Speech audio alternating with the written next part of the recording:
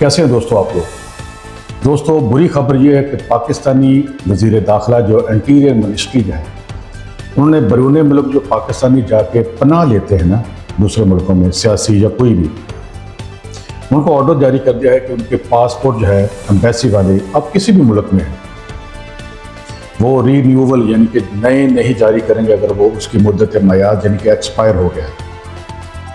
दोस्तों जब आपको मैं अंदर की खबर बताता हूँ कि इसकी वजह असल में क्या है, तो दोस्तों मेरा नाम है खान मिर्ज़ा शाहिद खान। सबको मेरा सलाम। सल्लु अलल हबीब सल्लल्लाहु अलैहि मुहम्मद।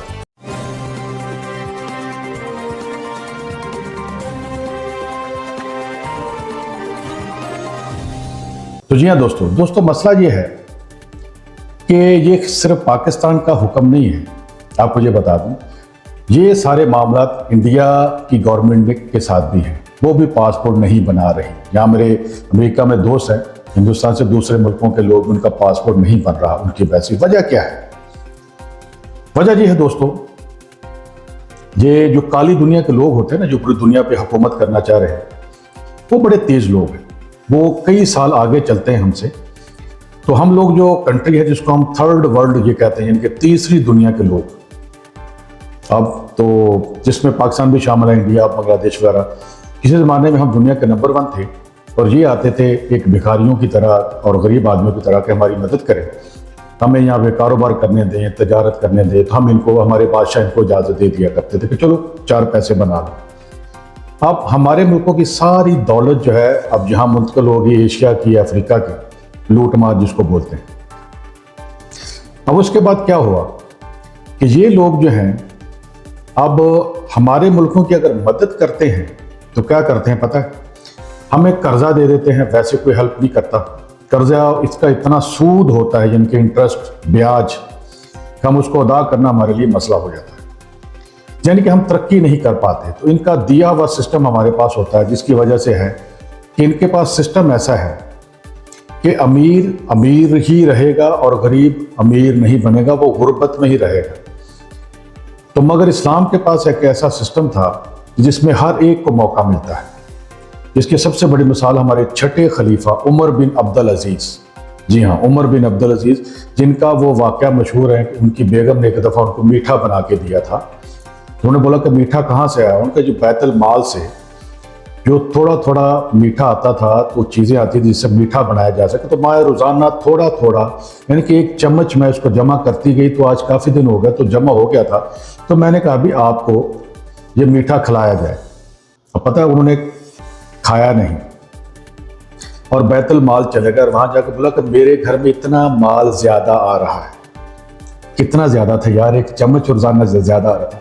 ये था उनका तकवा। ये हमारे हुक्मरान थे, हमारे बुजुर्ग थे, हमारी शान, हमें जिन पे फ़ख्र है।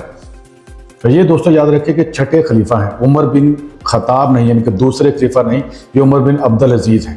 खैर इनके बारे में कभी मौका मिले तो बात की जाएगी।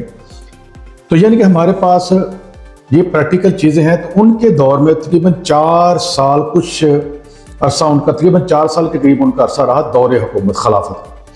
तो आप यकीन नहीं आएगा आपको कि 4 साल के अंदर जो कि सिस्टम तो था हमारे पास पहले ही, उन्होंने आगे इसको अप्लाई किया, यानी कि इस्लामी सिस्टम। तो यकीन करें दोस्तों कि उस दौर में आप किसी को सदका, खैरात या किसी की मदद करना चाहते हैं, कैसा ज़कात वगैरह, तो कोई ज़कात लेने वाला नहीं था। जी हाँ, और ना कोई सदका लेने वाले। लोग सदका, खैरात, ज़कात लेके दूर दूर शहरों से दूर चले जाते, शहर के लोग वहाँ जाते। शायद गांव में कोई गरीब आदमी हो, वो जाकर पता क्या वहाँ उनको जवाब मिलता, वो कहते भाई हम खुद सदका खैरात हाथ में लेके बैठे हुए हैं घर पे, तो हमें को मिल नहीं रहा, क्या करें।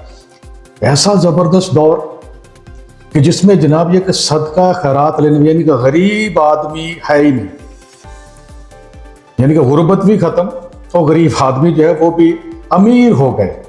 ये सुनी सही बातें नहीं, ये प्रैक्टिकली है। मैंने बड़ी स्टडी की यूरोप की और यूरोप के सिस्टम की, मुझे उनका कोई ऐसा कोई मिसाल नहीं मिली कि जो मैं आपको पेश कर सकूं कि वो उनके पास कोई ऐसा सिस्टम है जिससे आदमी जो है ना, पूरे का पूरा मुल्क जो है, इतनी बड़ी सल्तनत थी वो 3 बड़े आज़मों पर फैली हुई, तो सारे के सारे गरीब जो है ना अमीर हो गए। अच्छा अब आते हैं इस तरफ। अब आप बोलेंगे ये मैं इतनी लंबी कहानी को सुना रहा हूँ, पासपोर्ट की तरफ क्यों नहीं आता? इसके बगैर आपको चीज़ समझ नहीं आएगी। अब ये है कि ये है नए नए अमीर बने यूरोप के लोग, फिर उसका अमेरिकन भी यूरोपियन नहीं, वहां से आए हुए। अब इनको दौलत से है बड़ा प्यार, बड़ी मोहब्बत, जब भी तो उन्होंने मुश्किल से लूट मार करके इकट्ठी की। अगर मोहब्बत ना होती तो लूट मार ना करते। बहुत चाहते हैं इनको, और दौलत के लिए बहुत कुछ कर सकते हैं बाज लोग। अब क्या हुआ कि हमारे मुल्कों के अंदर एक तो खुशहाली खत्म हो गई, गुर्बत आ गई, और सिस्टम भी इनका दिया हुआ जिसको हम लोगों ने सीने से लगाया हुआ है। वो अपने जनाब क्या नाम लेते हैं, वो ISI के थे वो पुराने, जो मुझे नाम नहीं उनका याद आ रहा, वो कहा करते थे कि ये निज़ाम एक बदबूदार लाश बन चुका है, यानी कि इसमें से बदबू आ रही है इस सिस्टम से। तो उस लाश को हम कंधे पे उठा के चलते रहते, दफनाते क्यों नहीं इसको। तो हमीद गुल साहब याद आ गया मुझे, हमीद गुल साहब, तो हमीद गुल मरहूम साहब, तो ये आप अंदाजा करें कि जो उनका कॉल था वो दुनिया में नहीं है, मगर उनका कॉल जिंदा है। तब क्या हुआ कि हमारे मुल्क के अंदर खुशहाली खत्म हो गई। तो लोग क्या कर रहे हैं, वो किसी भी तरीके से इन अमीर मुल्कों में जाते हैं कि वहां पे थोड़ी मेहनत की जाए, कमाया जाए, कमा के अपने पीछे फैमिली जो है ना उसको भेजा, जिसमें एक मैं भी खाकसार शामिल हूँ। मैं भी आज से कई साल पहले अमेरिका आया था, तो अपनी फैमिली को मैंने सपोर्ट किया, तो बहरहाल अच्छे खुशहाल जिंदगी वो गुजार रहे हैं। अब क्या हुआ कि लोग आ रहे हैं जा रहे हैं, तो वहाँ पे सिस्टम को कैसा दिया हुआ है हमारे मुल्कों के अंदर, तो वहाँ पे तो तरक्की तो बहुत, उसकी रफ्तार बहुत ही कम है, क्योंकि सारा जो सरमाया है वो एक तबके के पास है। यानी कि 5% तबका आप लगा लें मिसाल के तौर पे, और 95% लोगों के पास कुछ नहीं। हर बंदा तरक्की करना चाहता है, ये उसका हक है। अमीर होना कोई बुरी बात नहीं है, ना कोई गुनाह है, ये आपका हक है भाई, आप तरक्की करें। मगर सिस्टम अगर आपको रुकावट बन रहा है तो आप क्या करें। बहरहाल तो लोगों ने धड़ाधड़ आना शुरू कर दिया, धड़ाधड़ आना। अब यूरोप में लोग धड़ाधड़ आ रहे हैं, जिसको डंकियां बोलते हैं। शाहरुख खान की एक मूवी भी है डंकी, उसमें ये बताया गया कि कैसे डंकी लगती है। वहाँ पे देखें उस मूवी में कि सारे पाकिस्तानी, इंडियन और उसके बाद अफगानी भी और दूसरे मुल्क के लोग इकट्ठे मिलके जा रहे हैं वहाँ पे इत्तेफाक। चल बर मैं मूवी की बात नहीं आपको बताना चाह रहा। तो उसके बाद क्या हुआ कि लोग धड़ाधड़ आ रहे हैं।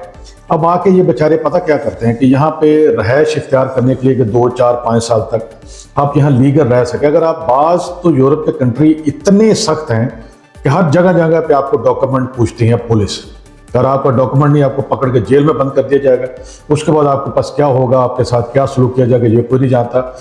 और डिपोर्ट भी आप हो सकते हैं। लाखों रुपये लगा के लोग आते हैं, तो वो इस चीज़ से डरते हैं कि यार कहीं डिपोर्ट ना कर दिया जाए। और बाज़ कंट्री ऐसे हैं कि वहाँ पे पुलिस नहीं पूछती, मगर आजकल बहुत सख्ती हो गई है, तो लोग अमेरिका में भी आते हैं। तो लीगल होने के लिए बहुत सारे तरीके हैं, जिसमें सबसे आसान तरीका ये है कि यहाँ आके असाइलम अप्लाई करते हैं। असाइलम अप्लाई करते हैं यानी कि पनाह लेते हैं, कभी कुछ सियासत के नाम पे या रेफ्यूजी के नाम पे कि मेरा कोई जैसे अफगानी आएगा, मेरा तो कोई कंट्री नहीं है तो मैं, और इस तरह बहुत सारे मामला होते हैं। तो यहाँ पे उनको फिर परमिट दे दिया जाता है, वर्क परमिट और बहुत सारी चीज़ें, वो एक किस्म के लीगल, यानी कि उनके पास जो है ना वो कानूनी तौर पर रहने की यहाँ पे इजाज़त मिल जाती है। अब आप बोलेंगे भाई बात की तरफ क्यों नहीं आ रहे। अब मैं आ रहा हूँ बात की तरफ आपको समझाने के लिए। तो पाकिस्तानी गवर्नमेंट ने क्यों कहा कि जो असाइलम अप्लाई करेगा उसका हम पासपोर्ट दोबारा नहीं बनाएंगे। जी हाँ, यूरोप के लोग खासकर और इसमें अमेरिका भी, ये तंग आ चुके हैं उन लोगों के जो हमारे मुल्क में धड़ाधड़ आ रहे हैं।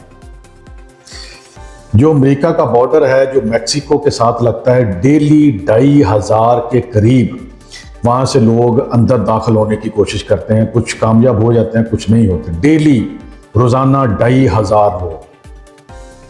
तो लोग क्या करते हैं, पूरी दुनिया से मैक्सिको का वीज़ा लगा के वहाँ पहुँचते हैं, वहाँ पे डंकी लेकर वहाँ लोग जाते हैं, किसी तरीके से वो आगे बढ़ने की कोशिश करते हैं। तो ये इसको रोकना चाह रहे हैं।